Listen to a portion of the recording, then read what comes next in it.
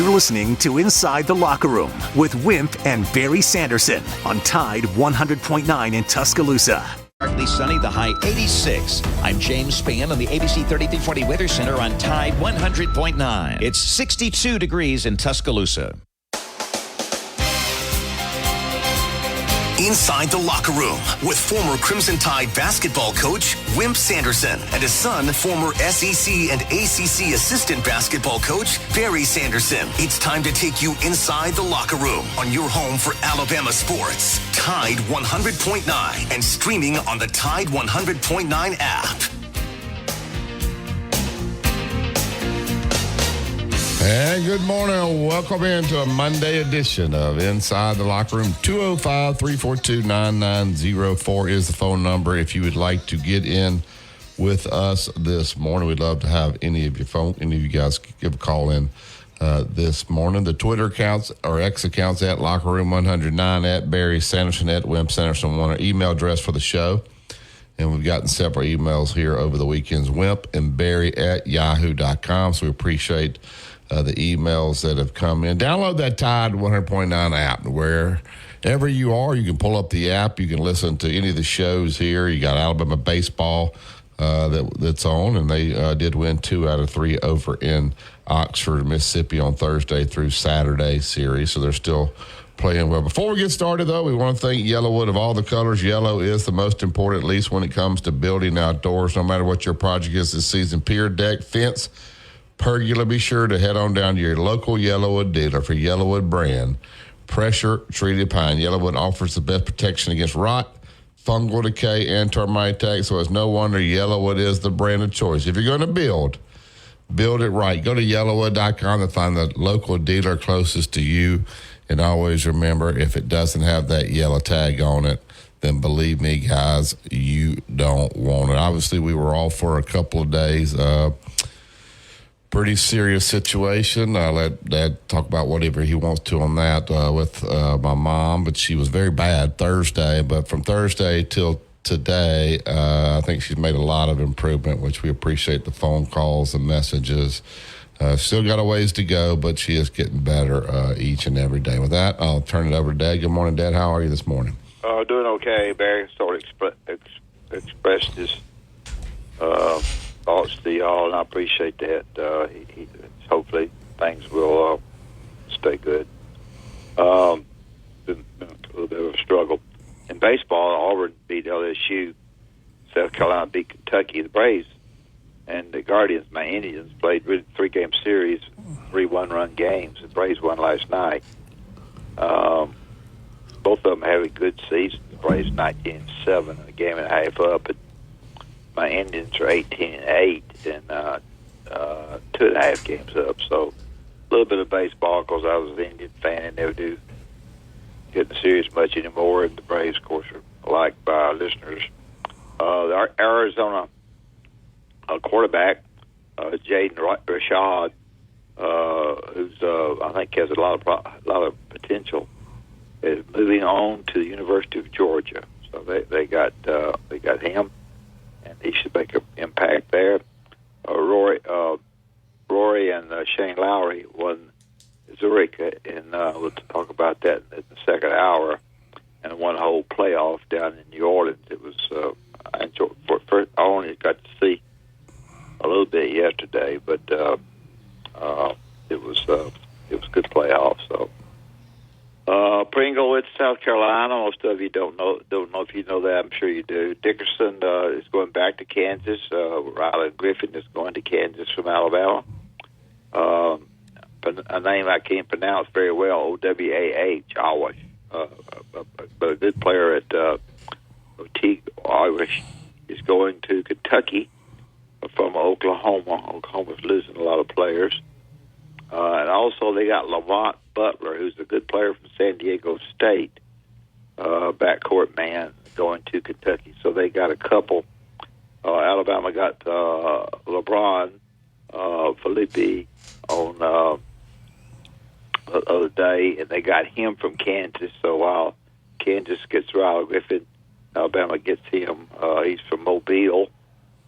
When he very first started recruiting, I think he was committed to Auburn, and then things changed a little bit. Alabama got Kansas got him, and of course Alabama has him, and a good plus for them. They're going to do a cartoon strip called Life's Progress, I guess, by a couple of people. What's his name? Goodman, and on Coach and his wife doing a lot of different kind of things. Anything that Coach Saban does that's out of the ordinary. If he doesn't shave, if he does this, he says this, what is that? It's big news. So that's sort of the way it goes right there. Kevin Skarbinski is writing an article about the recruiting compared to Hugh and Kalen on tomorrow's show. Anyway, that's really about it. We got Danny Ford on. I had Danny's, of course, played for me, and I always kidding him. But Barry, you can look it up. I don't know what year he won the national championship. I think he won the national championship at Clemson, and he's a terrific guy. I played football in Alabama for Coach Bryant.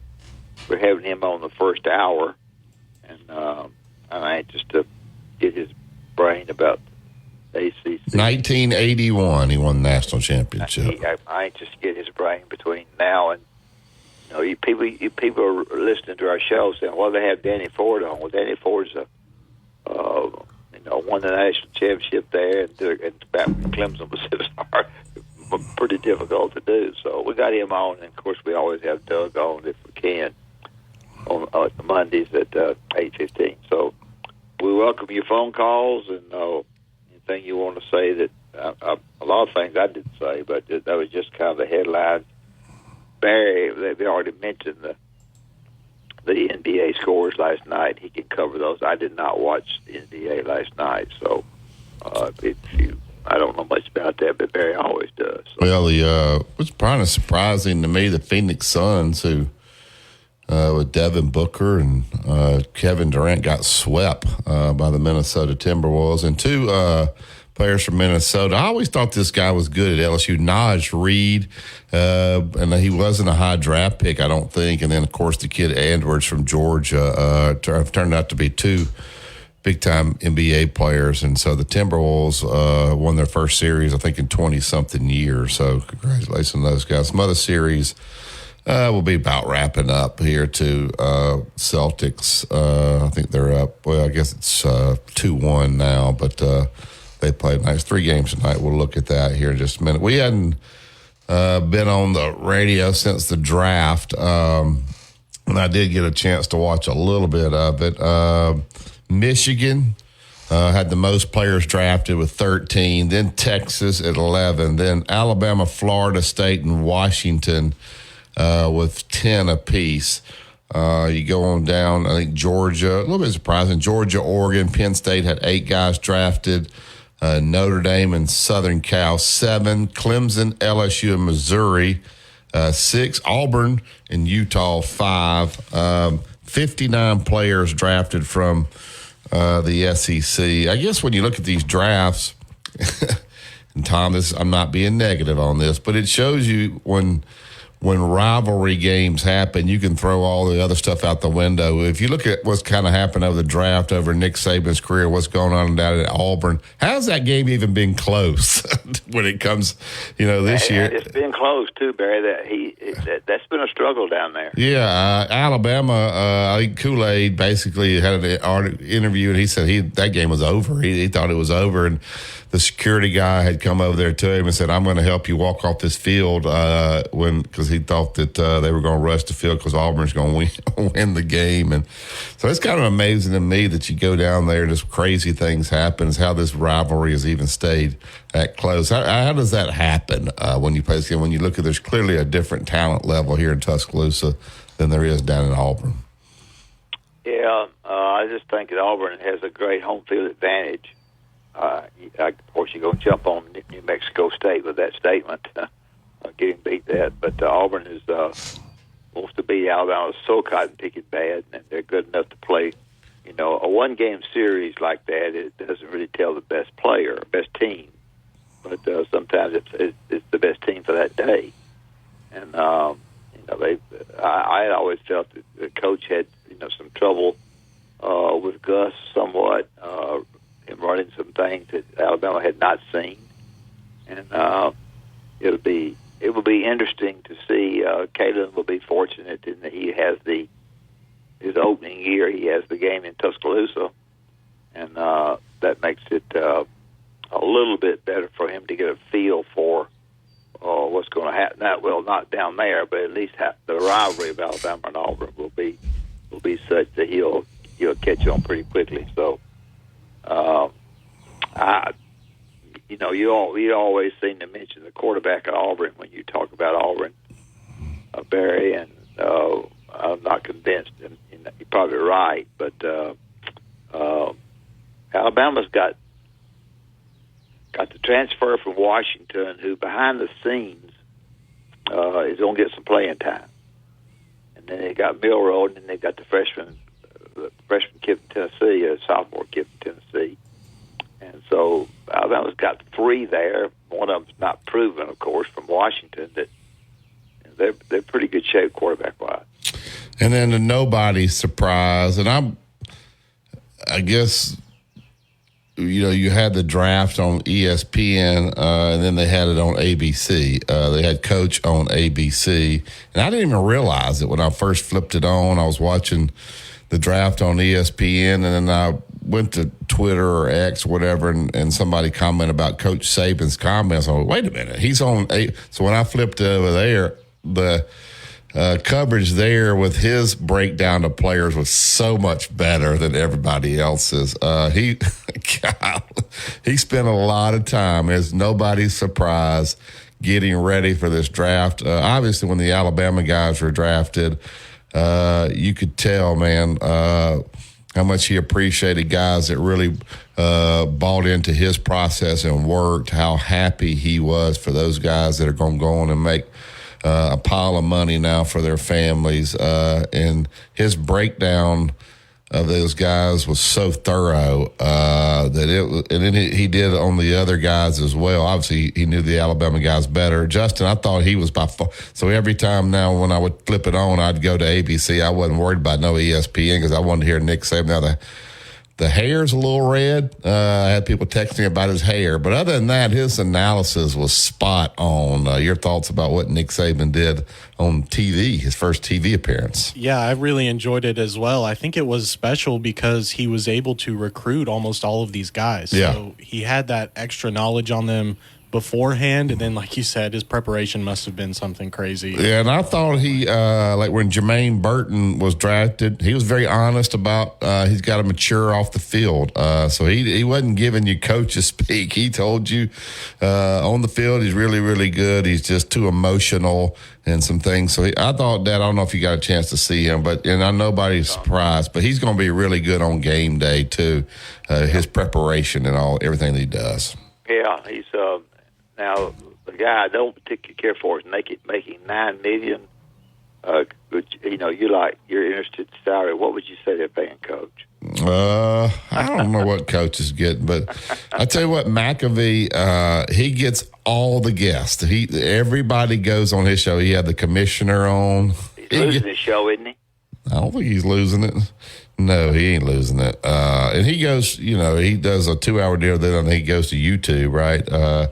So he gets the guest. Like, that's the show to go be on. So I don't know. He's killing. Belichick. I mean, he had Caitlin Clark on the other week, and then she was like, "I want to come on every week." Yeah, well, and then Belichick goes, "I want to come on every week." Coach, he makes way too much money for them to get rid of his show. Yeah, and plus I didn't.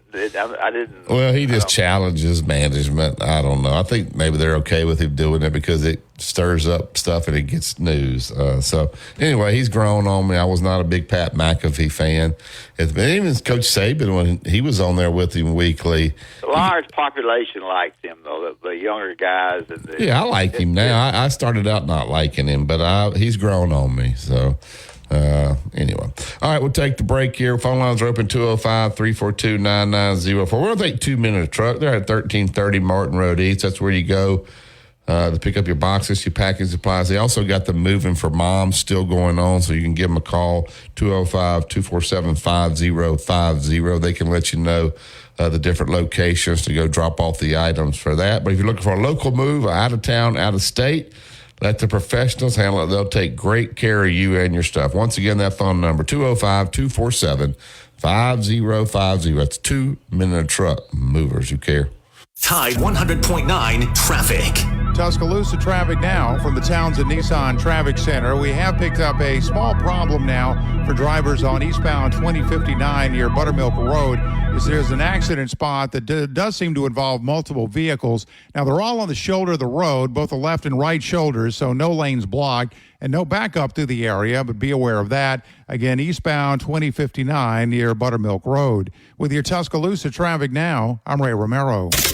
Here's what's trending on the Tuscaloosa thread. Good Monday morning. Cottondale State Senator Gerald Allen helped push through that law that allows concealed carry of a weapon. Now, Republican Representative Reed Ingram is calling it a bad bill. He's pushing a bill that would instead require someone to be 21 years of age to carry a concealed weapon. They also would have to pass a hunter safety course or get or call 800-518-1409. That's 800-518-1409. Tax Relief Advocates. Real solutions for real people. Tide 100.9 Tuscaloosa weather. Another warm day today with a mixture of clouds and sunshine, the high 83. For tonight and tomorrow, the sky mostly cloudy with a few passing rain showers. The low tonight 63, the high tomorrow 82. Wednesday, partly sunny, the high 86. I'm James Spann on the ABC 3340 Weather Center on Tide 100.9. It's 62 degrees in Tuscaloosa. Where the season never ends. This is your home of Alabama sports. Tide 100.9 and streaming on the Tide 100.9 app.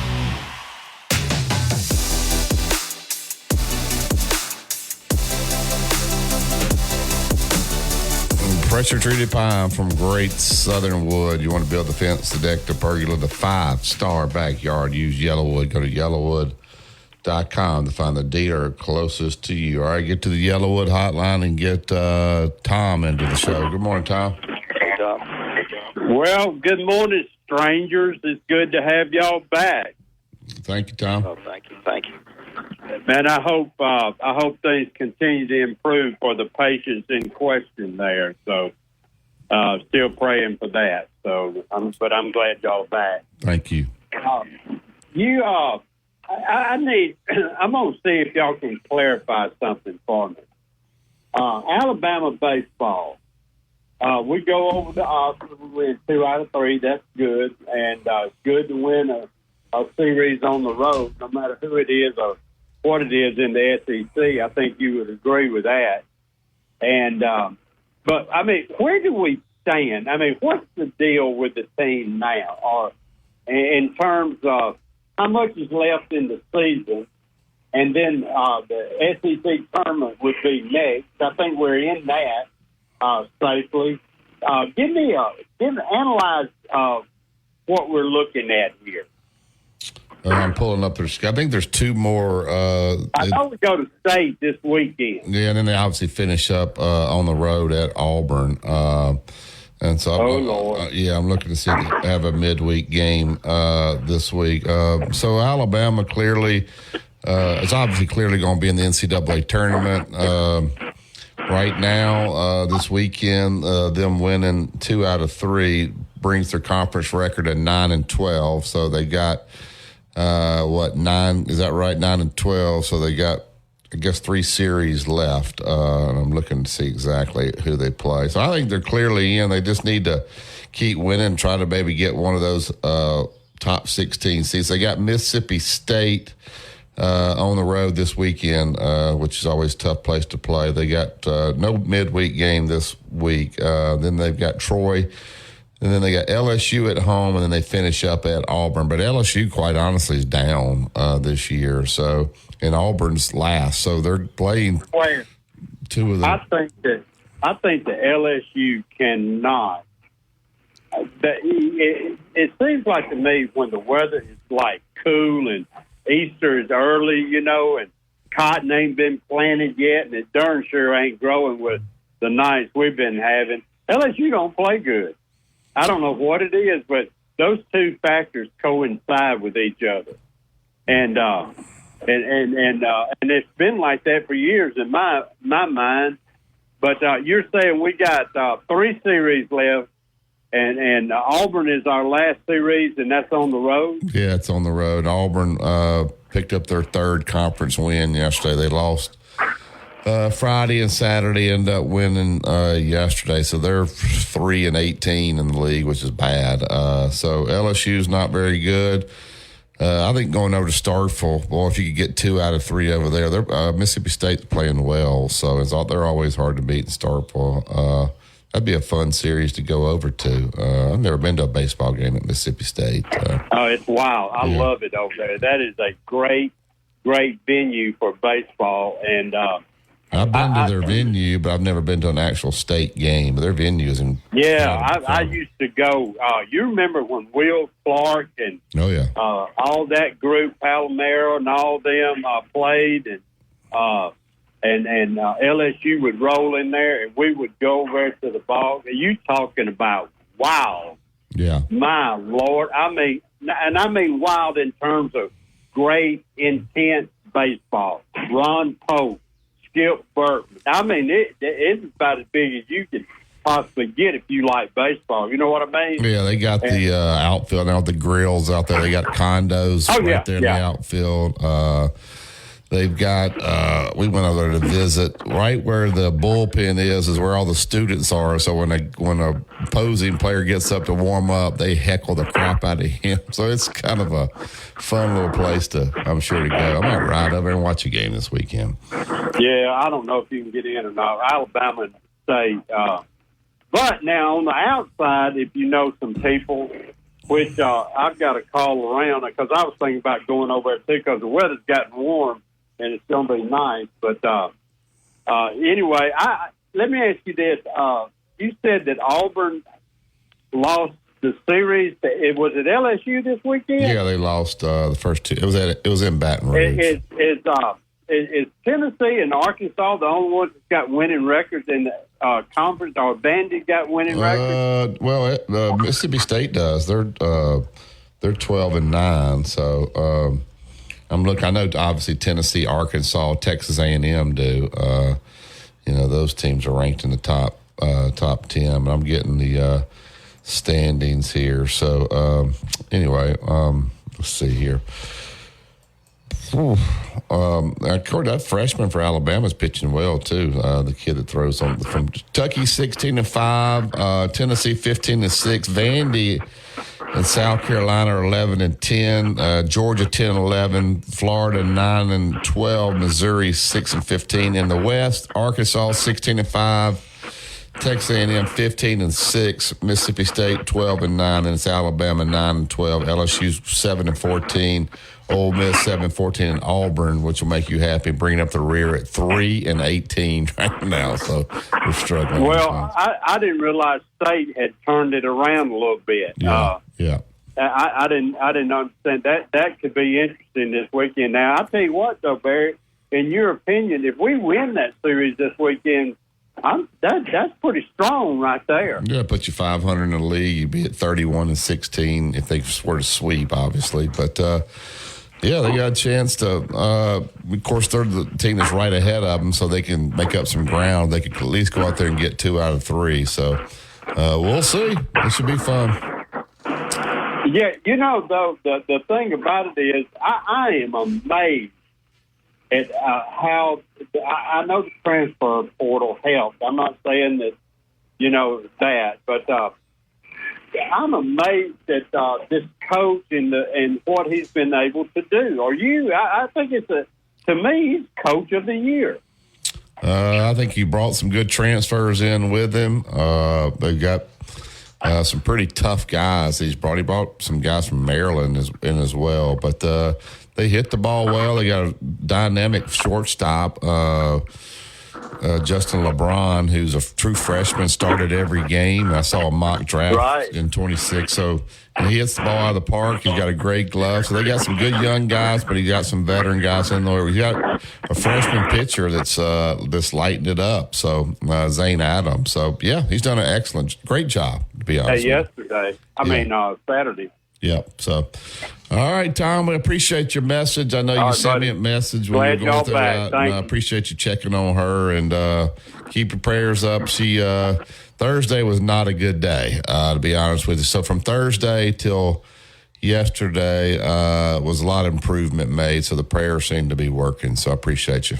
Well, I was sure praying for y'all. I was worried about y'all. I'm glad it's turned the corner, I hope, and glad you're back. Thank you, Barry. Thank you, Tom. All right, Dallas, tell me about Bob Prince and Prince Glover and Hayes. Well, if you're looking for somebody to represent you that knows what's going on, if you have an accident and the accident shouldn't have occurred, or if somebody comes after you being mad at you either in the neighborhood or on the highways, but an unusual situation that happens against you mentally and physically and you're not knowing what to do, Prince Glover and Hayes are outstanding attorneys. They're at 345-1234. They know the law. They know that the law changes a great deal. You visit with them on the telephone, discuss the problem that you have, and then go by 701 Rice Mine Road and visit with them in person. And I think if you decide to let them represent you, that you'll be very, very successful. You'll feel good about it, and you know the right people saying the right things on your behalf. Prince Glover and Hayes, 345-1234. PrinceLaw.net is the website. I always remember, if they don't win, you don't. Head over to your local Wendy's establishment and get yours while supplies last. The new Orange Dreamsicle Frosty. Here for the now, for now. Limited time only at participating Wendy's. Road tripping, business travel, or bringing your car in for repairs. All great reasons to rent a Toyota at Tuscaloosa Toyota. You can rent the latest Toyota models for a day, a week, or a weekend. Every Toyota rental-car comes with 24 hours roadside assistance and is backed by an entire team of people you know and trust. Rent a Toyota and let's go places. Reserving yours is a breeze at TuscaloosaToyota.com. You're listening to Inside the Locker Room with Wimp and Barry, only on Tide 100.9 and streaming on the Tide 100.9 app.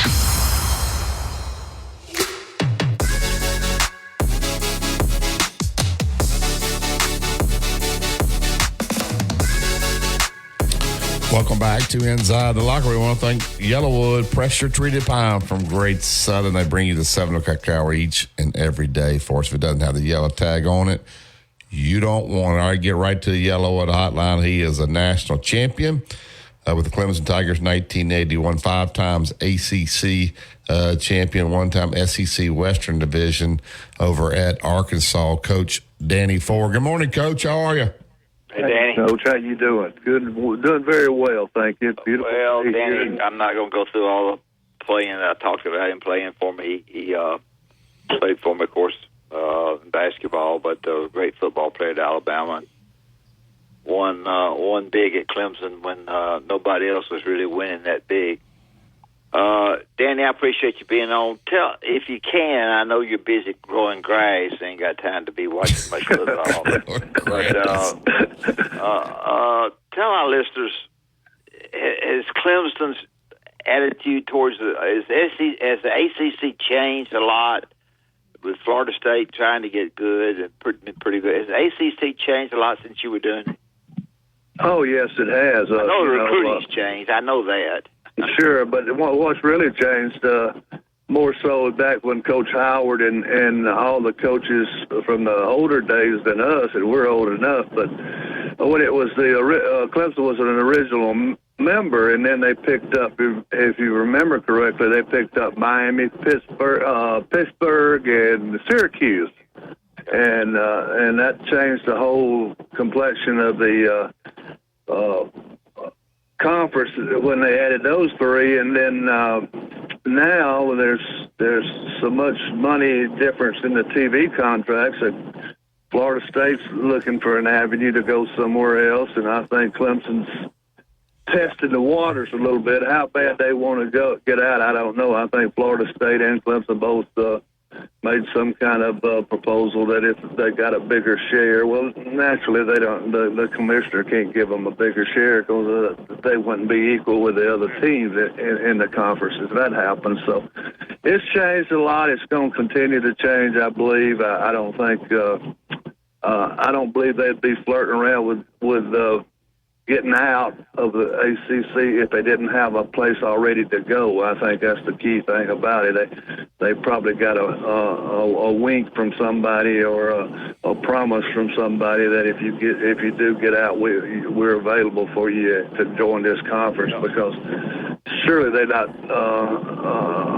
stupid enough to just jump out of a pretty good situation to try to get in a better situation without having a proposal already there. Danny, when you talk about jumping out, the first two places you talk about are the SEC and the Big Ten. Mm-hmm. I know they would be, happy with SEC's got 16 members, but would they fit well in the Big Ten if they jump there? They're going to have a struggle of fitting in either one of them winning. I mean, because they got right now, they and Florida State both are the best two schools in the conference. They got by far the best facilities. They got by far the best athletes and everything else. So now they're going to jump in somewhere else, or may jump in somewhere else that's equal or just as good, or maybe even better than they are. So yeah, but I don't see how. I just cannot see, Coach, how you can take a tennis team to Minnesota, or Ohio State, or I think that when they let Stanford, California, and SMU into the Atlantic Coast Conference coming next year, I guess, I think all the minor sports, I don't mean any of them minor, because, one of the very best success stories we had this year. Don't you?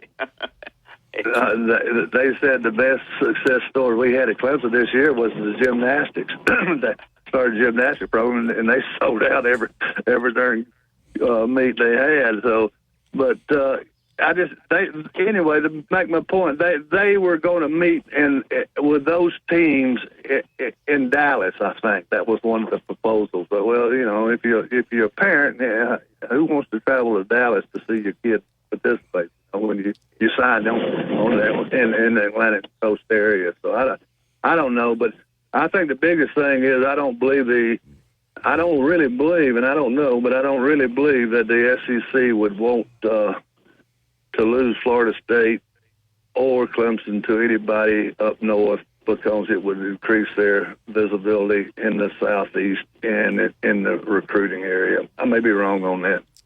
Yeah, Barry. We're talking with Coach Danny Ford. Coach, I think Dabo, and this is not being critical, I think he's kind of an old school coach. He played for Gene Stallings, and there's things that he believes in. I think this new college football with the NIL world and the transfer portal, he's just doesn't agree with it. At some point, do you have to adjust to that and to say, hey, I don't like it. I don't like this transfer stuff, and I don't like the NIL. But if we're going to continue to prove and play for championships, we're going to have to embrace it and figure out how to use it. Just your thoughts and kind of what you've seen with how he's handled the situation. Well, everybody probably but him is not opposed to taking a transfer. I don't believe that he's opposed to taking one, but I believe it's his belief that he can develop a better person that he's got in his program already, and keep working with him to. It's might not be immediate help, but he believes he'll get help down there in the future from that particular person. But he's just kind of got that idea that he believes in the people he recruits, and he doesn't want to go out and take too many people. He'll take someone like the quarterback that transferred, Coach Bryant's grandson, and wants to go into coaching or somebody like that. But very few will he take, Yeah. How would you handle this new football? And, it's changed so much. I think for a lot of the reasons Coach Saban decided to hang it up. He was bringing the guys in after the season to talk about what they needed to do to improve, and they were wanting to know more about their NIL money and could he guarantee that they would start. It's difficult to handle that. Could you have handled that, Coach, the way it is now?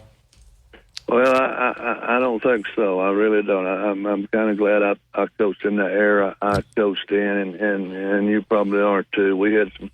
I have a guy coming over this morning to visit with me about something, and I got no idea, but he played for me, and I was with a group of 88 and 89 guys that played for me Friday night, and they meet every year for the last 30 years. They've been meeting, and they invited me this past Friday night and had great fun with those guys, you know, and that's what you miss about coaching more than anything else. But the way I would handle it now, yeah, certainly if there was a guy out there that could help us win, I would, and everybody else is playing under the same rules, I'd certainly go after him. I mean, I don't know that, I don't know what the requirements would be to get him, but I think now that I believe I heard something the other day, Coach, that the NCAA passed a rule that you don't have to, you can transfer as many times as you want to now.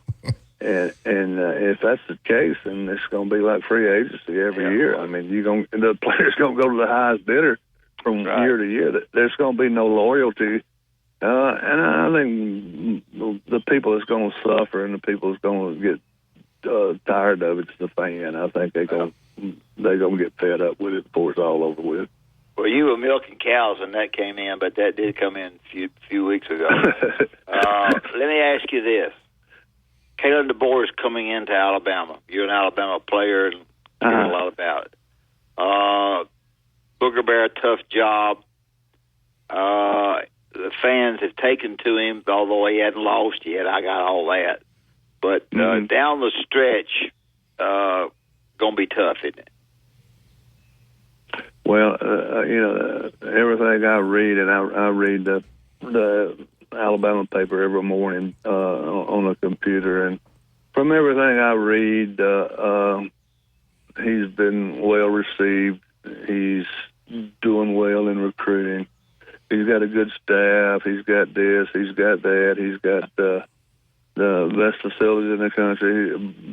But when it kicks off and somebody beats his rear end, and all that's going to turn. It's going. When I was a pretty good football coach when I left Clemson and I went across the Mississippi River to Arkansas, and they didn't think I knew anything.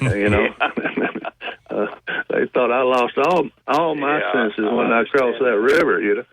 But so it's all about winning, and of course Coach Saban didn't make it easy for anybody that follows him, just like Coach Bryant didn't make it easy when anybody followed him. But I don't even know that Coach Saban hadn't made it even tougher than Coach Bryant. And Coach Bryant was terribly hard to follow. I think he had 3 or 4 of them that had a tough time after him. But nobody's going to be Coach Saban, and this guy coming in, I don't know him, but I like everything I read about him. Been an alumnus of Alabama, and I'm hoping and praying they can do it. But LSU and all them other people, they don't really care where he came from. Texas A&M, they're going to line up and try to beat his fanny every week. And if they do, that's something that the Alabama people's not used to. Yeah. Coach, we talked with Coach Danny Ford. Coach, you're back in the Clemson area. How do you handle that? Do you go to the games? Do you ever just swing by practice? Obviously, I know you're not trying to coach the team, and I think Coach Saban's got an office in the stadium. He actually told the guys, "Hey, I'm over here if you need me, but I'm not going to be in y'all's business." I think he's handled it perfect, to where he's here for the people that need him, but he's not over there at practice every day. How do you handle that situation there at Clemson? Well, I don't go to practice at all. I've seen all the practices I want to see. Yeah. I've seen all the football, spring practice. I don't go to any of that thing. I don't go to the games. I go to the tailgate. I leave about, if they play at 1 o'clock or say 3:30, I leave the house about 11, and I hit 4 or 5 good places to eat at the tailgating, and then about 3 minutes before they run down the hill, I get in my car and I can be home in 8 minutes, and I'm sitting in the house watching it on TV. But I'm gonna hit 4 or 5 of them tailgates, and we're gonna eat good and have fun and talk to people I want to talk to and be with the people I want to be with. But I'm not gonna sit in that stadium and let people tell me what this coach is doing right or how bad this player is. Yeah. I just don't want to see that. And I don't go watch practice, because if I go over there and say one word, if I say anything, well, this guy don't look too good to me, well, then I'm anti-Dabo, you know? Yeah. And I, even though Coach Saban has got his ideas of how to do things, if it goes bad, and all them players start coming over there talking to him, I don't see that as a positive. I mean, I don't see it. I don't know. But if it's just hard. I wouldn't want to be around. I mean, I remember reading about Coach Bryant one time wanting to, when he was wanting to retire and get out of it. He was going to get away and maybe go to ball games, but he was going to go watch a lot of baseball games up in Boston or somewhere. You know, him and his son had planned something, according to the article I read, that they'd spent a lot of time out of Tuscaloosa. But who knows? You know, who knows what's best?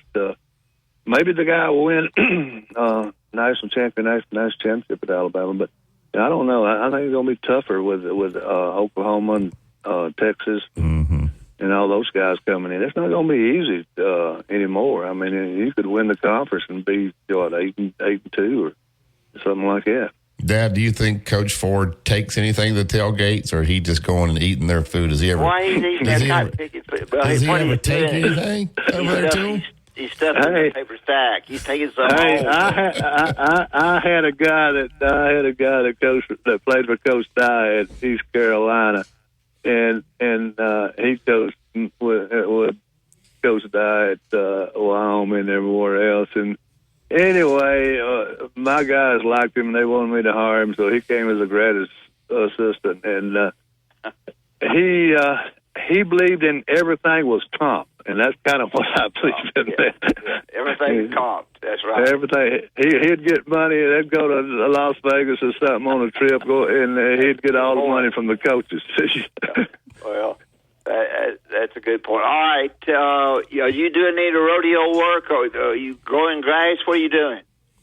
Oh well, right now I just we just baled some alfalfa. I'm trying to grow alfalfa this year because I've never done it, and at my age now, I want to learn as much as I can learn about everything I do, and so I took on this alfalfa field and planted it, and now I've just went and got some Roundup to spray on it this morning. What does that do for alfalfa? What is that? Well, it's about it's nearly as expensive as that marijuana. You know, it's for horses. It's about $18-20 a square bale, so it's pretty expensive. But I'd also got to go buy $700 worth of fertilizer this morning and put on it too. So I don't know. It's just something to do. It's something to stay busy. And I think if you keep your mind busy, try to study and learn, you stay younger than maybe your age indicates. Coach, do you still have the flip phone, or have you graduated to the iPhone? I got it. You know, I was thinking last night. Every year I got insurance on this phone, and my bill's due this month on the 9th. So I break the darn face every year, and I asked them last time I was in there how much a flip phone was, and they're pretty high now. They're higher now than they used to be. They're antiques. Yeah. So if you could text on them, it'd be all right. But we had a lot of fun, Danny. I always loved Barry. Of course, we say this every time, but first of all, Danny having 3 fouls for the national anthem, and Danny always would come back and say, if I had any kind of coach at all, I'd have played pro basketball. Yeah, that's right. Listen. I was thinking this morning when you was calling, I'm gonna give you a situation, and you tell the audience which one you were. You know, they say that usually sorry players turn out to be better coaches, and great players turn out to be sorry coaches. Now, which one were you? I was a better player than I was a coach, I think, according to my people. And I wasn't a very good player. So anyway, well, you know what you made fun. You know what you made famous though, Wimp, was your wardrobe. Yeah, those beautiful coats you wore. Annette ought to have been real proud of you. Yeah, she's proud of me. She sure is. Well, I really appreciate Barry, and I appreciate you being on. You're just one of my favorite people of all time. And when you look at coaches, you look at players, you look at people. The biggest thing is the people, the person, and Danny Ford Barry is absolutely a genuine. You can tell by you know that. Yeah. You run enough people, Barry, to know that he's a genuine, great guy and do anything in the world for you, Barry. I know it. Well, I'm real proud of Alabama and my education down there, and I'm proud of Gadsden, where I came from, and my family was they were steel workers and Goodyear workers and just mill people, and that's where I came from, and I never will forget it. Well, thank you, Coach. I appreciate it. Thank you so much for being on, Good to hear from y'all guys. I'm glad y'all still on the air. Yeah, go grow some get grass. Some alfalfa going. Go grow some grass. See you, Coach. See ya. All right. There was a thing on last night. It was at the North Carolina Coaches Convention, basketball, and they had Roy Williams and Mike Krzyzewski, and it was kind of a question answer thing, and they were asking them about that. And Krzyzewski said, he was there one time in the game. He just he couldn't stand it. Roy Williams says, I go to the games, but he said only 3 times I got up and I was screaming at one of the players for not getting back on defense. He said, I had to catch myself, and I got on one player as he was going through the huddle one time, and said one time I might have yelled at a referee in the parking lot after the game, but he tries to just be a fan. But he talks about how difficult that is, and that's what You can't imagine what a good person Danny Ford is, Barry. He's one fine person. Yeah. It's fun to talk to. All right, we'll take the break. Open up the phone lines, 205-342-9904. And I think he does realize that everybody's loving Kalen DeBoer now. I think he is a great guy, but once they kick it off, you got to win or these people will lose their minds. And I'm sure Coach knows that. You listen to Tide 100.9. It's the home of Alabama sports. Tide 100.9 traffic. Tuscaloosa traffic now from the Townsend Nissan Traffic Center. We have picked up a small problem now for drivers on eastbound 2059 near Buttermilk Road. There's an accident spot that does seem to involve multiple vehicles. Now, they're all on the shoulder of the road, both the left and right shoulders, so no lane. Other brands. Just download the free Upside app and use promo code KIND for a 25 cents per gallon bonus on your first tank. That's code KIND for a 25 cents per gallon bonus. Years ago, Jimmy Rain decided that the best way to advertise Great Southern Wood was through coaches. Gene Stallings, Pat Dye, Steve Spurrier, and myself, and many more coaches took to the radio and TV airwaves to tell people that if you're building outdoors, the only way to build is with pressure-treated pine, yellow wood. It is the very, very best. Why? Because all the coaches said yellow wood, pressure-treated pine, protects against bug, termite, and weather. Decking, fencing, play sets, whatever you're wanting to build, just go to the internet, look at yellow wood, and you will find these coaches advertised a great product. If it doesn't have that yellow tag on it, believe you me, you don't want it. It's yellow wood. Tide 100.9 Tuscaloosa weather. Another warm day today with a mixture of clouds and sunshine, the high 83. For tonight and tomorrow, the sky mostly cloudy with a few passing rain showers. The low tonight 63, the high tomorrow 82. Wednesday, partly sunny, the high 86. I'm James Spann on the ABC 3340 Weather Center on Tide 100.9. It's 65 degrees in Tuscaloosa. Your home for Alabama Crimson Tide football. Tide 100.9 and streaming on the Tide 100.9 app.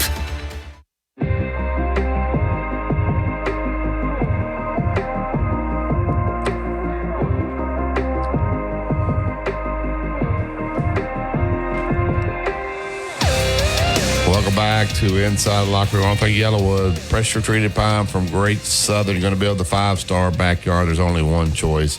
If it doesn't have the yellow tag on it, then believe me, you don't want it. We're going to take the top of the hour break. Phone lines will be open 205-342-9904. We'll check in with our main man, Doug Bell, at 8:15 to find out what's going on with the PGA Tour. You're listening to Go to drmartypets.com/deal or text DEAL to 511-511. Text DEAL to 511-511. All dogs are unique. Your dog's results can and will vary. Message and data rates may apply. WTBC Tuscaloosa and W265CG Tuscaloosa, a Town Square media station. Tide 100.9 and streaming on the Tide 100.9 app. From the Fox Sports Studios in Los Angeles, here's Eddie Garcia. In the NBA playoffs, the Timberwolves are the first team on to round number 2 with a 122-116 win in Phoenix over the Suns to sweep that series in 4 games. Anthony Edwards, 40 points to lead Minnesota to their first series win in the postseason in 20 years. Knicks over the 76ers in Philadelphia, 97-92. For New York, Jalen Brunson had a career playoff high and franchise playoff record, 47 points.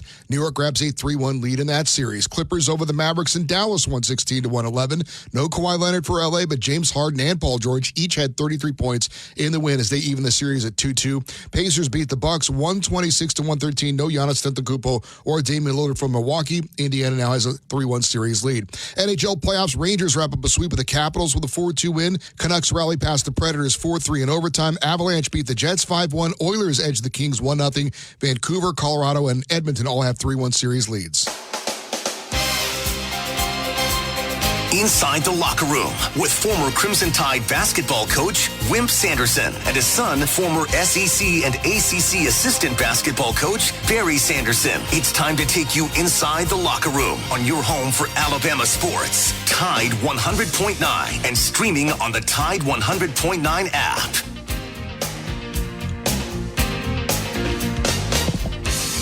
Welcome back to the second hour of Inside the Locker Room. I want to thank our Allstate insurance agent of mine, Andrew Kniffer. He's my agent. Let him become yours. Out at 4705 McFarland Boulevard, Suite 3 over in Northport. Give Andrew and his staff a call. They'll take great care of you. That's 205-722-9201. Andrew Kniffer, Allstate Insurance. All right, get to the Andrew Kniffer hotline and bring Philip into the show. Good morning, Philip.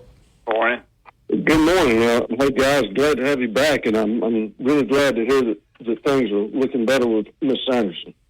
Well, thank you. I appreciate it. We're hoping it's going to turn out good for us. We're still got our fingers crossed, but she's doing a little better. Thank you. Well, tell her I asked about her, Coach.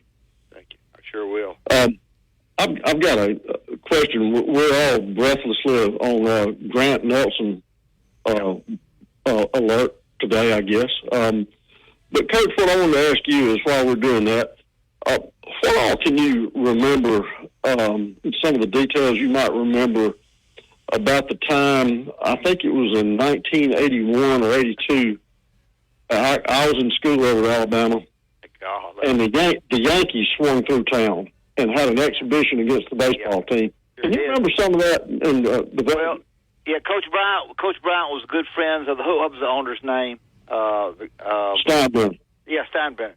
He and Steinbrenner were good friends, and he came down the hall and said that if things worked out, that on the way down, that Steinbrenner had promised him that they would come in and play Alabama baseball. When Coach Bryant came back from Texas A&M, Happy Campbell was the baseball coach. I think that I can't remember if Happy was there then. I think he was. And so when Happy was there, Happy and Coach Bryant were big, thick buddies.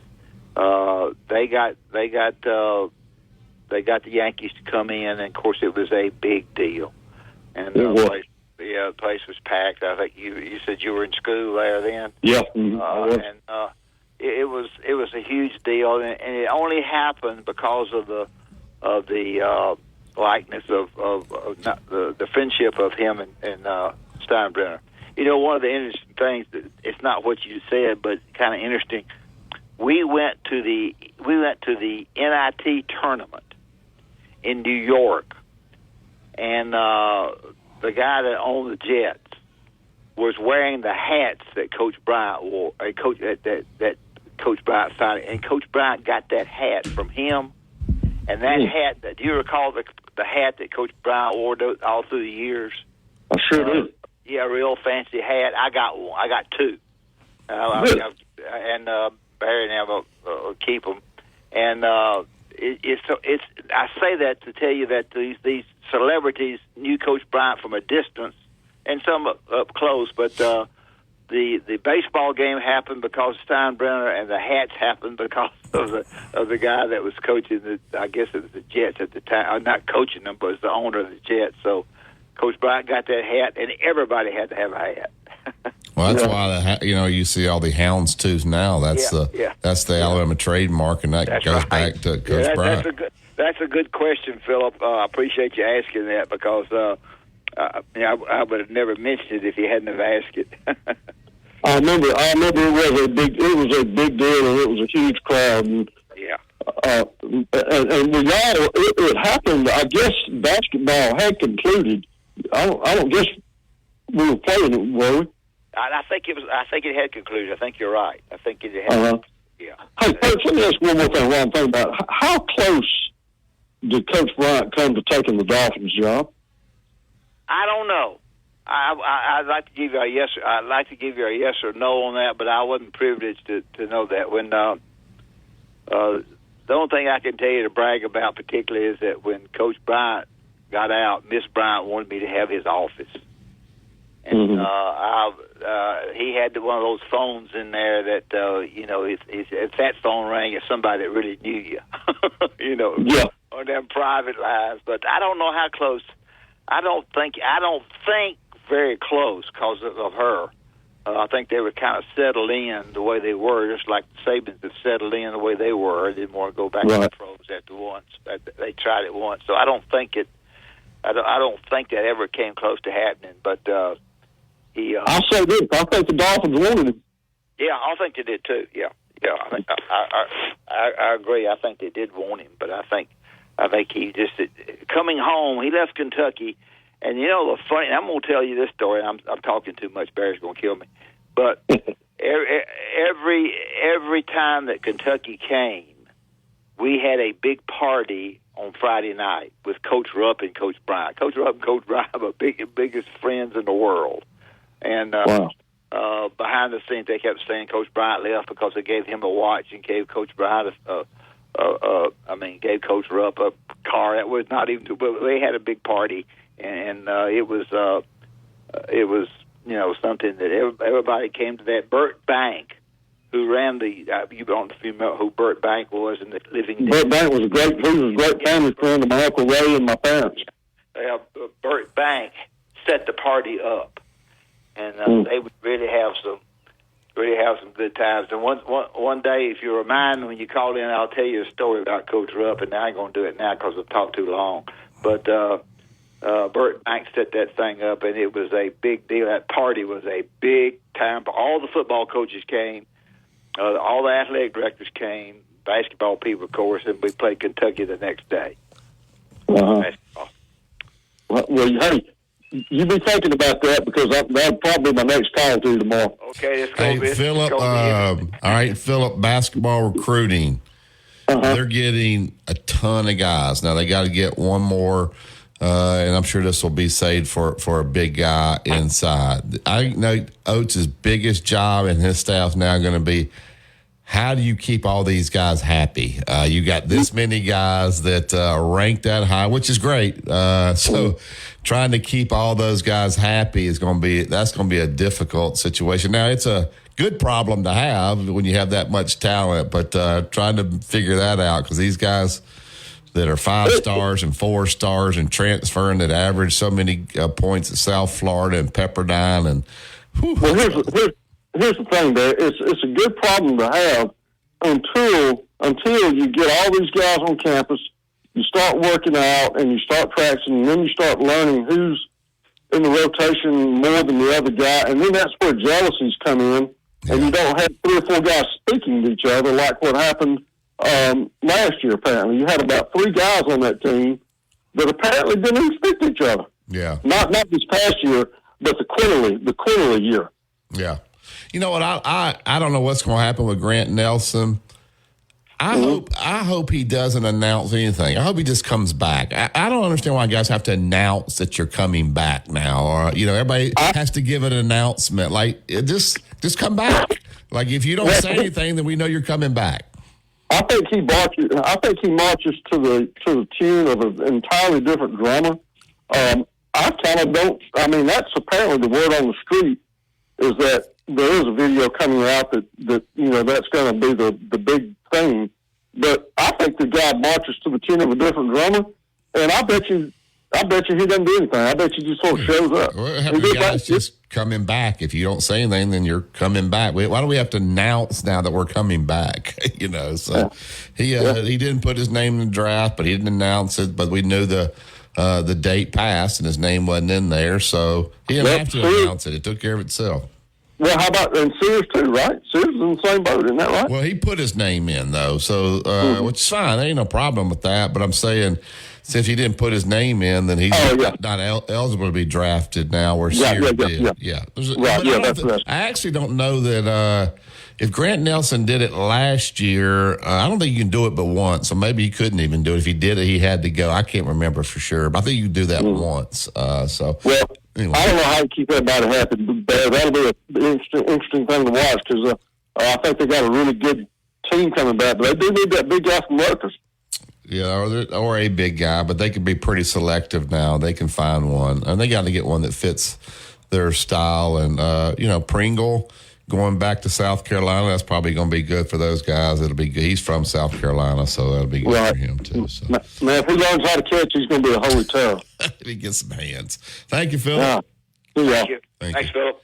All right, there's Philip there. So, that's going to be your biggest problem when you bring in all these guys.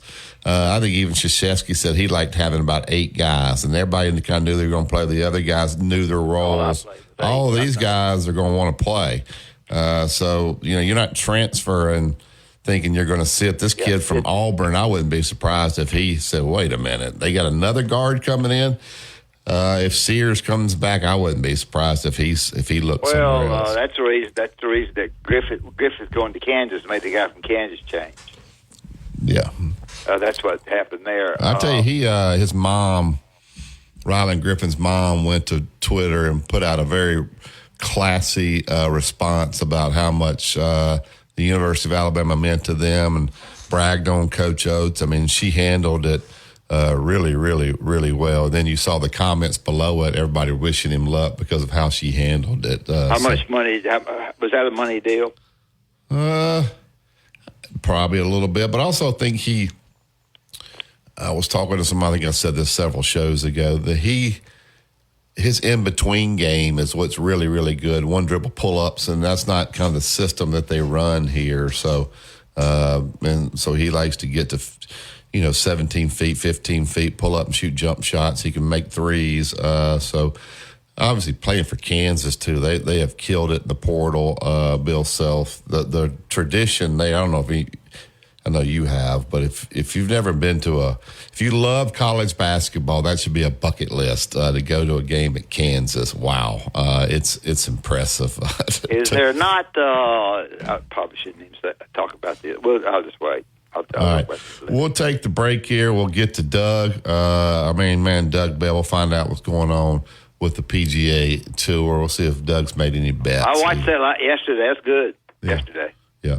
Did Roy end up winning? I know he was in the playoff. Yeah. He ended up winning. Yeah, okay. This is the show. You'd heard it. Yeah, well, I forgot. All right, you listen to Tide 100.9. It's the home of Alabama sports.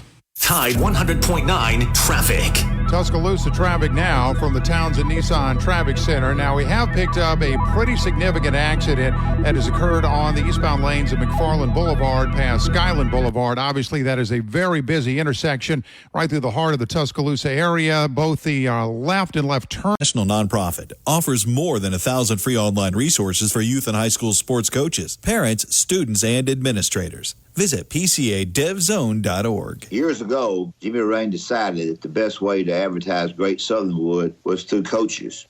Gene Stallings, Pat Dye, Steve Spurrier, and myself, and many more coaches took to the radio and TV airwaves to tell people that if you're building outdoors, the only way to build is with pressure-treated pine, yellow wood. It is the very, very best. Why? Because all the coaches said yellow wood, pressure-treated pine, protects against bug, termite, and weather. Decking, fencing, play sets, whatever you're wanting to build, just go to the internet, look at you. Savings vary by state and are not available in every state. Saving up to 25% is the countrywide average of the maximum available savings off the home policy. Allstate Vehicle and Property Insurance Company and affiliates, Northbrook, Illinois.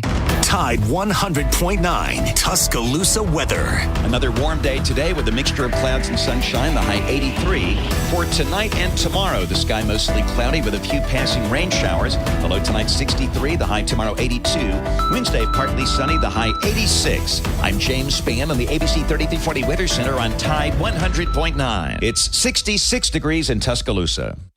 Two-time state champion and two-time NIT champion Barry Sanderson breaks down the latest in sports on Inside the Locker Room on Tide 100.9.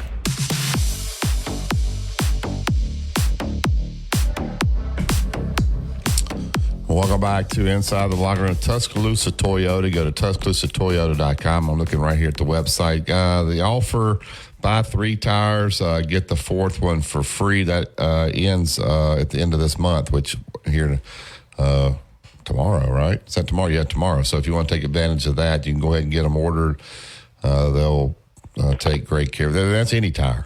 So swing by there. If you want to look at the new vehicles, the used vehicles, schedule service, rent a Toyota, order a part. You can do it right there on the website. You can do your financing on the website. You can have everything taken care of. Or swing by 3325 Skyland Boulevard. They're up over right at 300 cars sold for the month. So we'll talk to Justin on Wednesday, get that final total there. But they'll take great care of you. Swing by there today. Tell them that Wimp and Barry sent you. All right, get to the Tuscaloosa Toyota hotline and get our main man, Doug Bell. Good morning, Doug. How are you?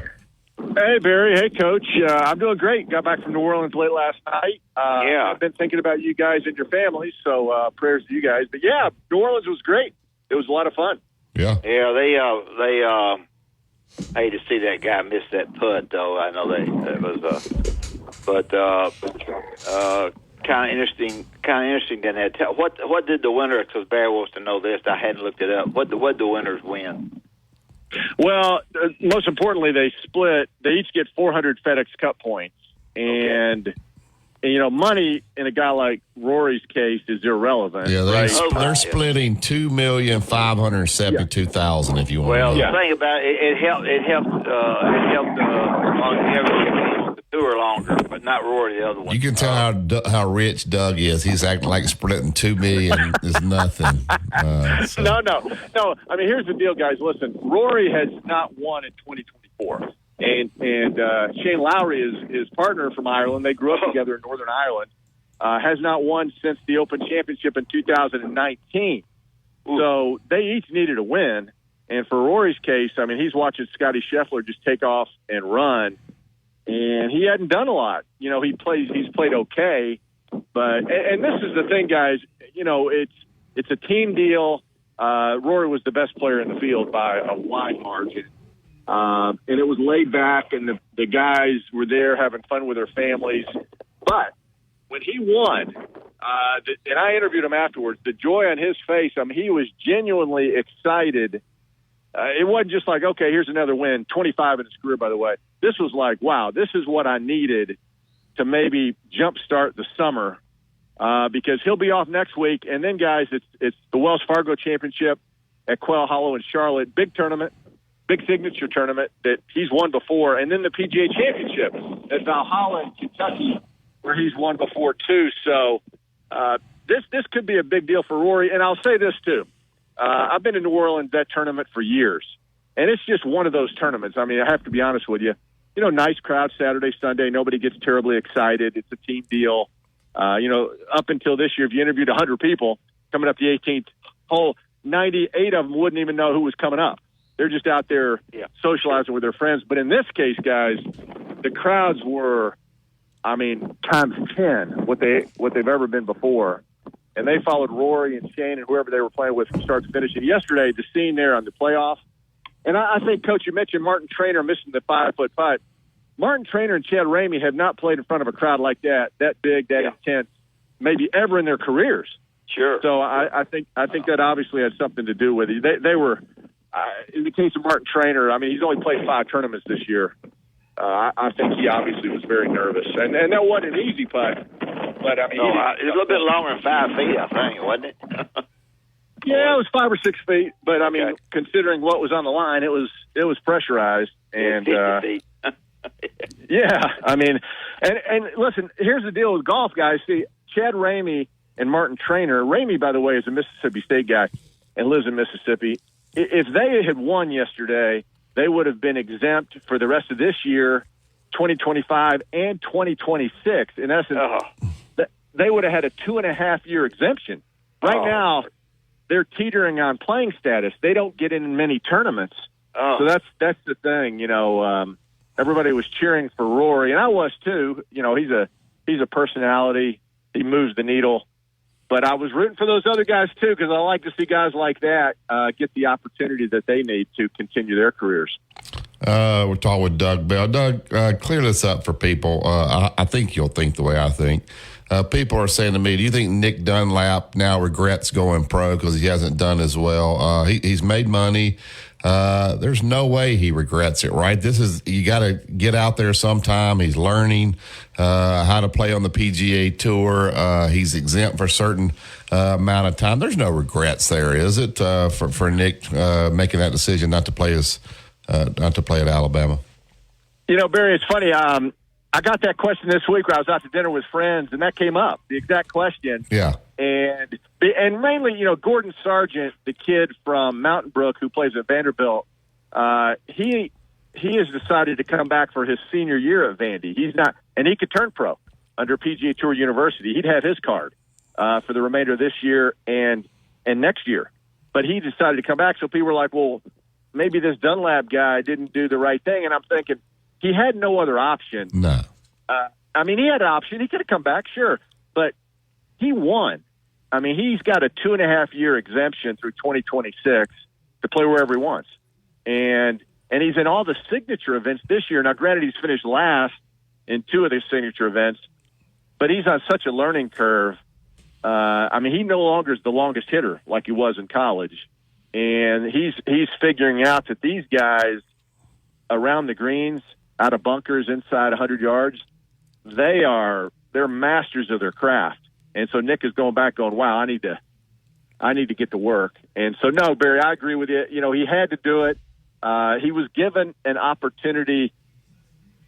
Phil Mickelson was the last amateur to win, and that was like 25 years ago. So he was given an opportunity. And in this age where all the money and these signature events is just out there basically being given to the players, Nick did the right thing. Although I thought it was funny on social media this weekend, he held up a picture. I guess he caught a big bass somewhere in Alabama. He said part-time golfer. Yeah. And I got a kick out of that. But I do think that he realizes that he needs to get back to work. At the same time, he can't put pressure on himself. That's the worst thing. These guys, they go out and they start missing cuts, in his case, finishing last in signature events. You can't, and it's hard not to, but you can't put pressure on yourself. You just have to keep working and keep telling yourself, I'm doing the right thing. I'm working hard. I'm getting better. I'm a college guy who's going against Scotty Scheffler and Rory McIlroy and all these other guys. I played in the Masters. So I think he'll benefit from every miscut or last place finish. He'll benefit and get better. That's my There's a guy like that. I guess Nick's 20 years old. Yeah, he's probably got to reach out to guys like Scotty Scheffler and those guys just for advice on how much do I practice? When do I get there? What do I do practice round wise? He's got to find a couple of guys that he really trusts that have been successful to kind of ask them how to kind of maneuver this at such a young age. Yeah, I think so. And I think those guys like to mentor younger players.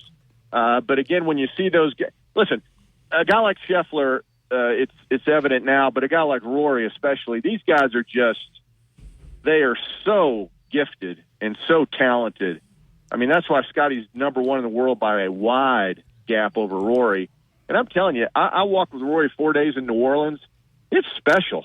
The way this guy maneuvers a golf ball, and generates all that power, and he's not a big guy. Most golfers aren't. That's why Nick is bigger and built more like a basketball player than a golfer. So he has some physical attributes that other golfers don't have.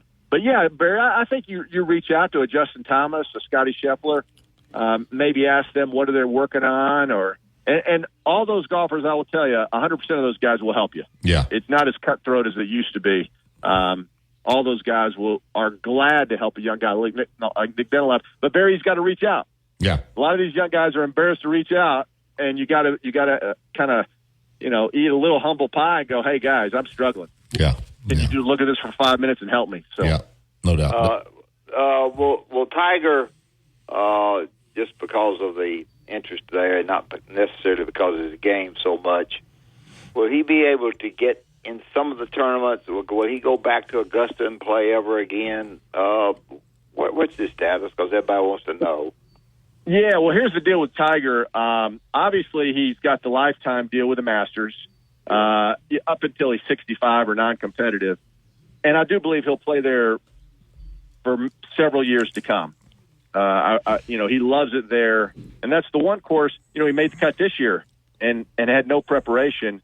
This is the last year of his 2019 Masters win. So this is the last year that he has a U.S. Open exemption. That's at Pinehurst. Now, obviously, the U.S. Open will give him one when that runs out. Whether he takes it, I don't know. The Open Championship invites back past champions, and the PGA Championship, again, he has an exemption there. So he can play in these majors as much as he wants. And he told us at the Masters he plans on playing in all the majors this year. He's going to play Valhalla in 2 weeks. He wants to play Pinehurst, and he wants to play the Open Championship. So we'll hold him to it. But what he's gearing up for, guys, starting in the fall, down in Palm Beach, they're building this massive studio at Palm Beach. It used to be Palm Beach Junior College. It's on the campus there. Yeah. It's going to seat about 1,500 people. It'll be on the Golf Channel on Monday nights. Justin Thomas will be on his team. There's 5-person teams. Rory will have a team. Other guys will have a team. And it'll be a Monday night, 90-minute televised thing where they hit into simulators.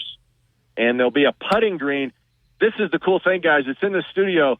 And the putting green they'll be able to move the green up, down, high, low. They'll be able to create peaks and valleys. So it'll be interesting. That's what Tiger and Rory are investing in that. I mean, we're talking millions and millions and millions of dollars, and they think that'll be popular on Golf Channel. So look for and see, that's why Tiger, he won't have to walk. He'll just be inside a studio. And they think the fact that he'll play on Monday nights, people go, gosh, let's flip over and watch Tiger play with his team. Yeah. This crazy deal. We shall see. Yeah, I don't know about that. All right. It might get old quick. Yeah, that may get good one time. All right, Doug, help me with this.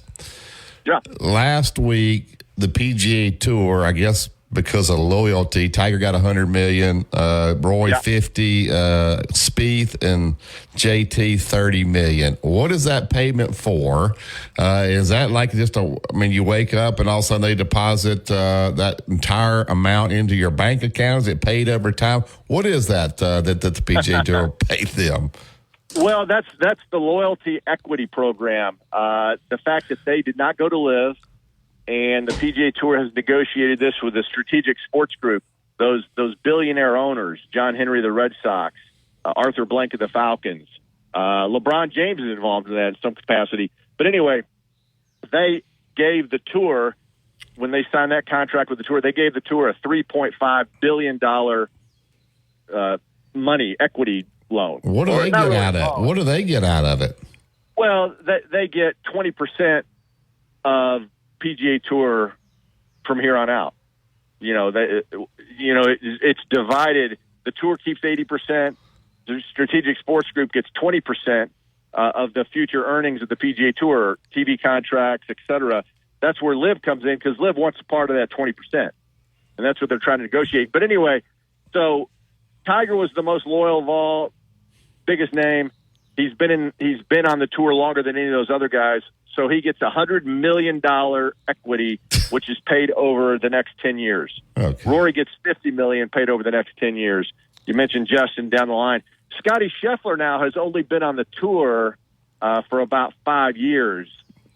And so he gets, compared to those other guys, he gets a very small amount. And the funny thing about it, a guy like Sahith Theegala, who's a young guy, has been on the tour just 1 year less than Scotty Scheffler. So he's basically going to get the same kind of equity money that Scotty is. So it's funny how it's divvied up. And what is really funny to me is that Tiger Woods is a billionaire. He crossed that billionaire threshold. He, Michael Jordan, and there was one other athlete who's crossed that $1 billion threshold. And now Tiger's getting another $100 million just for being a good guy and saying no to live golf. So, I don't know, guys. Golf, and that's one of the negatives about professional golf right now, is these guys who they're rich beyond their wildest comprehension, and they're getting more money. And it's hard for the regular golf person to pay big money to go out and walk around in the heat to watch these guys play. It takes a lot for these people. The TV ratings are low. I think people are getting sick and tired of just talking about how much money these golfers are making. And I think that's one of the real negatives right now in professional golf. Yeah, somebody they should help take some of that money and help these younger guys that are having to pay all their travel and try to make it a little easier on them as they climb the ropes. I mean, giving Tiger another $100 million when you got $1 billion, what does he need it for? Well, and guys, this is funny too. Up until yesterday when Rory won, they'd come out. Ted Scott, the caddy for Scotty Scheffler, considering what he gets paid, I think he gets 10% of Scotty's earnings, et cetera. Going into the New Orleans tournament, Ted Scott, the caddy for Scotty Scheffler, had made more money this year on tour than Rory McIlroy, which was like, what? But now Rory has surpassed Ted with the win yesterday and probably won't look back now for the rest of the summer. But that gives you an indication how much money some of these caddies are making with their top players. I mean, Ted Scott is one of the greatest guys you'll ever meet, but I don't think in his wildest dreams he ever thought he was going to be making, $2, $3, $4 million a year for carrying a golf bag for 20 weeks out of the season. Yeah, that. Where do we stand golf-wise for the future now? Where do we stand these next few weeks? It's kind of died down somewhat. Yeah, it has. Live Golf was in Australia, Greg Norman's home country, and apparently the crowds were really good. It's hard to really comprehend what Live puts on social media. They put these pictures with all these people.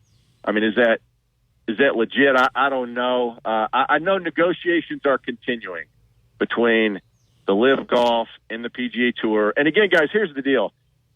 The pie is 100%. The PGA Tour wants to control 80%. Strategic Sports Group says we're going to give you $3.5 billion. We already gave it to you, and in 3 years we're going to give you another $3.5 billion. So we want 20%, and we think over a period of time we're going to make our $7 billion back times 2 or 3. At the same time, Liv is saying, "Wait a minute, I thought you were negotiating with us. We want part of that 20%." And so that's where the hang-up is, and that's why Liv is still trying to sign PGA Tour players. That's why they signed Jon Rahm, and that's why they're still going after certain players. And so we'll see what happens. We're talking crazy money, guys, crazy money for professional golf, a niche sport, and we talked about it a lot. I love it. Coach, I know you love it. Barry, you love it. But compared to the National Football League or any other team sport, the ratings simply don't compare. And to think all the money that they're throwing out there on the table, to me, it's the math doesn't add up to me. Now, listen, I'm not a math genius, but when they're throwing out $7 billion here, and and Tiger and Rory are getting $100 million and $50 million respectively for an equity program, I don't know. I honestly don't get it. I really don't. Doug, any comments on the NFL draft and how good is Coach Saban on TV? This guy prepares like no other. I thought he was really, really good. I don't know if you got a chance to see him at all. Yeah.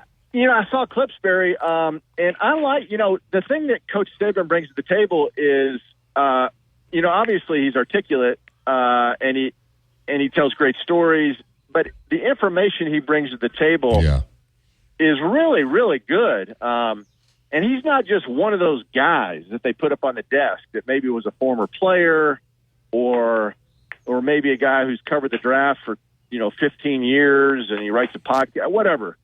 I mean, Coach Saban he's legit, and I think he's going to be a big asset to game day. When they start going to campuses on Saturday. I thought he was great. He did something to his hair I didn't quite understand. Yeah, it's it looked red. like it was Red. It was red, yeah. It looked like maybe the hairdresser did something. Maybe he's trying to go to redhead. I don't know. Maybe redheads have more fun.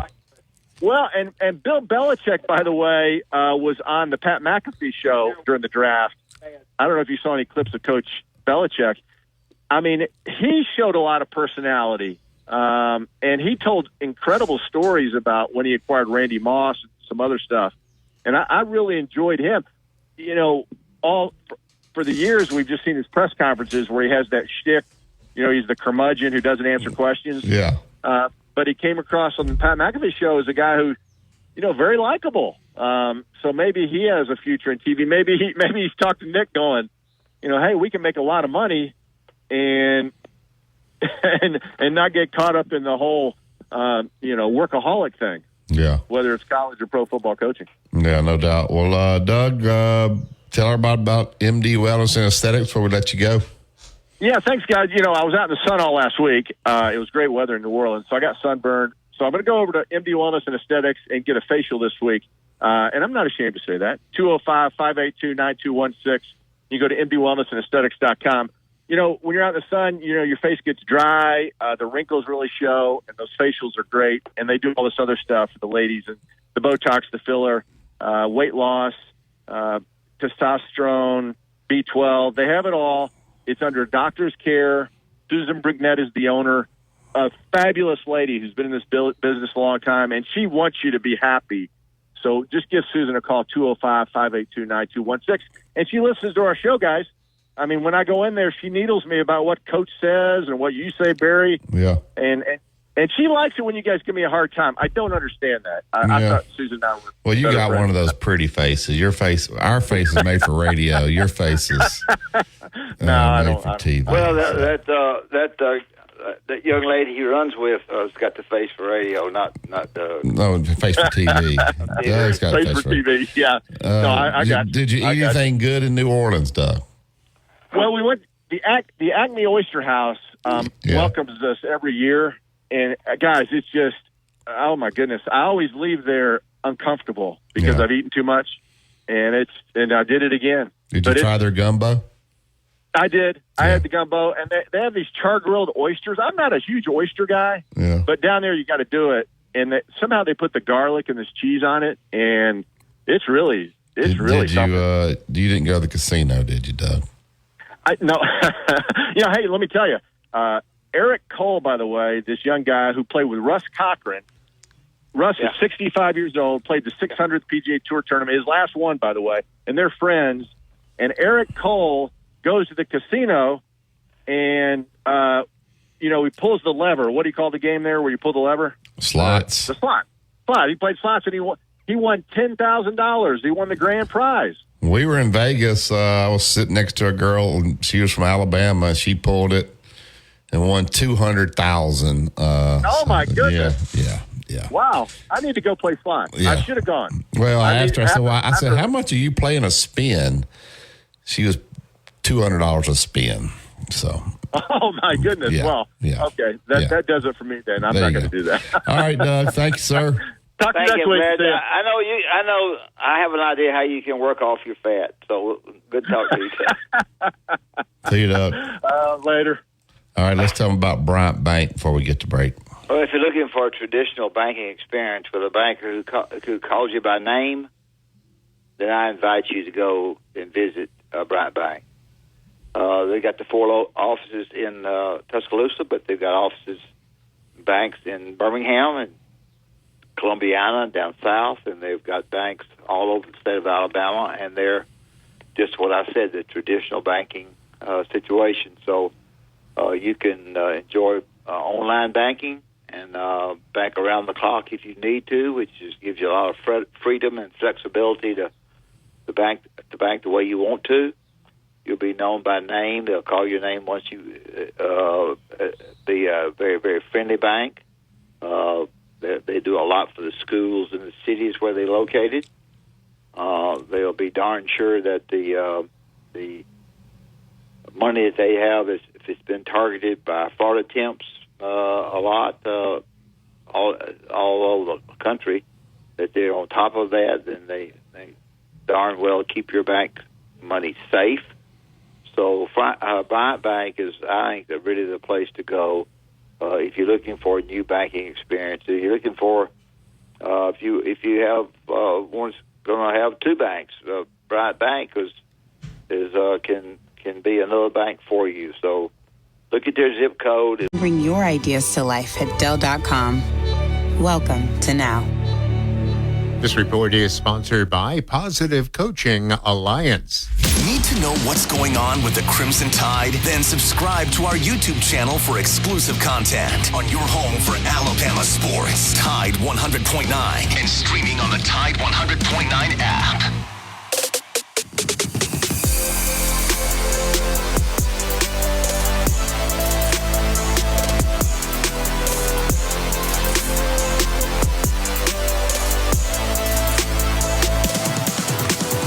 Welcome back to Inside the Locker Room, 205-342-9904. If you'd like to jump in on the show with us this morning, we appreciate Danny Ford joined us in the first hour, and then obviously we just got through with Doug Bell. So any of the interviews, you go up on the podcast center, you can catch those at any time. Dad, let's talk a minute about this. It's not a bad problem to have when you have so many guys that you think can play. And so I think Nate Oates and his staff are doing a great job of, recruiting the country. A lot of these guys are they're played out in California. And so there's not just, I guess, the LeBron Phelan kid is an in-state kid, but he had left and gone to Link Academy over in Missouri. But they got transfers and they got high-ranked freshmen coming in. If Mark Sears comes back, with Stevenson, if Nelson comes back, some guys that played, how do you try to keep all these guys happy? Is that not your problem? They got to figure it out on their own as far as earning their spot. There'll be a lot of competition for playing time there. Is that something that would worry you as a coach to figure out how to maneuver, or you just let the players work it out and not worry about it? Well, I think you and your assistants both have to recruit the kind of guys that you think are going to step in and play, and also the kind of guys who are under, not, I don't mean understanding by not playing as much, but they're guys that you feel like are good people who are also good players. I think, that's not easy to do. Easy for me to say and hard to do, but I do think you have to do that. I think you have to look at the person you're certainly going to tell them they're going to play a lot. You're not going to lie, but you're not going to just, I just think that they had already had two commitments from two so-called really good players prior to all these things. A little bit of a shock, maybe a couple of these guys left them. I don't know what you have to do to keep people around these days when you get to the Final Four. But I think you've got a chance to have another good basketball team. I think Mark Sears is the key. I don't have any idea what he's going to do. If he stays, they're going to continue to be better than if he leaves. That's an understatement of the year. But Kid from North Carolina stayed with him. He's an inside-outside player. But they ought to be good again. The league is going, in my opinion, and I study the league about as much as anybody, Kentucky's going to be just Kentucky. Just have some good guys, but maybe not quite. I'm not sure. Arkansas, yes, they get in a lot of Cal's players. I'm not sure. It's a little bit of a thing where the Tennessees and Alabamas can continue to rise up somewhat. Now, you're going to find Arkansas in the mix this year where they were not at all last year. They were forgotten after the first 8 games. Arkansas was forgotten. South Carolina will be somewhat forgotten, even though Pringle's going over there and will help them some. So those two are kind of South Carolina's a little bit of forgotten. So I would say close. You know much better as I do. The Tennessees and Alabamas, will be a little bit, if they can get their guys right, be pretty darn good in the league. Yeah. I should say Auburn. I'm sorry. Now, this controversy of the point guard coming to Alabama, I better say to you, because I don't know. I think Auburn's going to play their fannies off against him, and you may know more about that than I do. I think he's a Monday, Wednesday, Friday shooter, but just Tuesday, Thursday, and Saturday in the week. Yeah. You probably have a better feel for that than I do. Yeah. I don't know. All right, Justin, help me here because we were out. Brockermeyer. All I heard about is he was going to be the starter, and the other center from Washington was having some kind of issue and not even practicing. Then I look up and Brockermeyer's in the portal with a no contact, which means he probably already knows where he's doing. I know he's a very, very bright kid. His brother had left a year before. I think he went to TCU. Is that correct? What's the latest on that? Was he not going to be the starter? What was the situation there? Yeah, that's what we can assume is that even though Parker Brailsford, the transfer center from Washington, had not been in the spring training and not in A-Day, he's been going through some, I guess, personal things on the side. I believe it's expected that he will be the starter and will be returning for the fall. Coach DeBoer had an interview, a couple weeks ago saying it's not a transfer thing with Parker Brailsford. And I think Brockermeyer understood that and decided to leave to go get an opportunity. And from what we saw this spring, he really deserves an opportunity to start somewhere for another program. Yeah. All right. I just wanted to get the update on that. But the portal stuff was kind of a bunch of nothing, really, pretty much during this late period here. But I think they just passed a rule now. Even when May 1 hits, even if you're a graduate, no more transferring. So there used to be when you're a graduate, you could go whenever you wanted, but they. Till how long, son? I don't know when the portal opened back up in December after the season. Okay. So, all right, we'll go ahead and take this last break. We can squeeze in maybe one call 205-342-9904. You listen to Tide 100.9. It's the home of Alabama sports. Tide 100.9 traffic. Tuscaloosa traffic now from the Townsend Nissan Traffic Center. We are looking at an accident spot on McFarland. It is starting to cause some backup now. This is going to be McFarland and Skyland Boulevard. The left lane and the left turn lane are both blocked as you do have multiple vehicles. Looks like maybe even an injury involved here. So there's a lot starting to develop. Again, it's the left lane and left turning lane blocked on McFarland and Skyland Boulevard. With your Tuscaloosa traffic now, I'm Ray Romero. Coming up on The Game with Ryan Fowler. Coming up on the Monday edition of The Game, we're going to recap the Alabama draft. We're also going to close down this transfer portal. Will Alabama be making any new additions? We'll talk about it. Drew DeArmond, Martin Houston. We'll talk to Barrett Sallee, all starting at 2 p.m. here on The Game on Tide 100.9, 1230 WTBC, your home of Alabama Crimson Tide Sports. The longest running sports program. Find a store or switch Suavemente at TotalByVerizon.com. Monthly rate when you activate without a pay plus taxes and fees. Discount begins the month after you enroll. Additional terms apply. See website for data management practices. Tide 100.9 Tuscaloosa weather. Another warm day today with a mixture of clouds and sunshine. The high 83. For tonight and tomorrow, the sky mostly cloudy with a few passing rain showers. The low tonight 63. The high tomorrow 82. Wednesday partly sunny. The high 86. I'm James Spann on the ABC 3340 Weather Center on Tide 100.9. It's 69 degrees in Tuscaloosa. Mr. SEC Tournament Wimp Sanderson gives you his excellent analysis every weekday on Inside the Locker Room, right here on Tide 100.9.